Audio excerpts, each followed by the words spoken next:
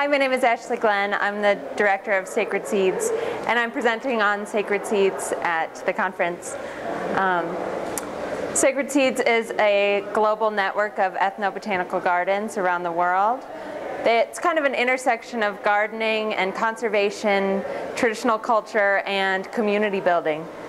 So I'm just highlighting a few of the gardens, but we have gardens all over the world, and they all have some kind of expertise. They all have something that they do well and something that they'd like to do better. So we're connecting them all so that they can help each other to elevate the work that they do. So what kind of plants do you guys have in these gardens, or how do you decide which plants go into the gardens? I actually don't decide. Each site decides for themselves what they find sacred. It's mostly medicinal, but it's a lot of craft, ceremony plants, and food crops. And some have 30 plants that are very important. Some have 400 plants. They all decide for themselves.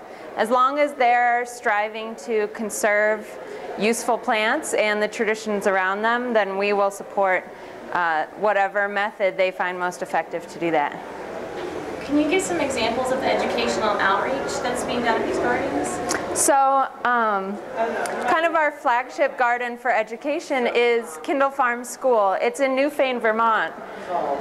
We weren't so sure what we were going to do with them as a sacred seed garden because it's an American school. They don't have a traditional aspect to begin with, but they were so enthusiastic about bringing a connection to the world and a connection to their sense of place to their students that we brought them into the program. And the way they've instituted their curriculum is to have the students in their math class decide how the landscaping will be laid out, and in their history class decide how they're going to learn about the relationships between the native populations and the pioneers and how they used food and trade throughout history. So they've really integrated the Sacred Seeds creation and management in every single subject of their school, and we think that's phenomenal. So we're taking their model and giving it to everyone around the world through Sacred Seeds, and everyone in their own sites can model it and change it the way they need to make it fit their culture and institute the ideas of that program wherever it works. How can we get involved in Sacred Seeds? Is there a way that we can help support this program? So there's a lot of different ways. Of course, you can donate as much money as you can. We work very pragmatically, and so every little bit counts. Also, we take volunteers at most of these sites, especially if you're a local person. It's easy for you to go and give help with planting or teaching a class.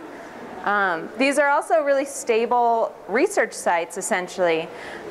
So if you are a PhD candidate or an undergrad and you want to do some type of thesis work in a stable place where you can actually give back to your community, we can place you where your field will fit best, whether it's nutrition, restoration ecology, education.